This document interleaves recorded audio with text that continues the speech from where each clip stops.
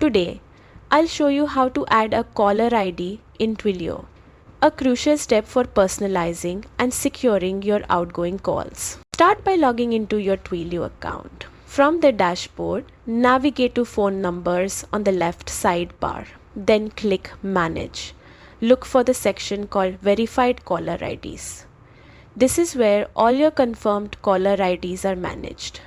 To add a new caller ID, click the plus Add a Caller ID button. Twilio will then verify that you own the number by sending a verification call or message. Keep your phone handy to complete this step. Once verified, your number will be added as a caller ID, allowing you to use it for outgoing calls. This ensures your calls are legitimate and builds trust with your contacts. And that's it. Your new caller ID is ready to use in Twilio, giving you more control and personalization in your communication.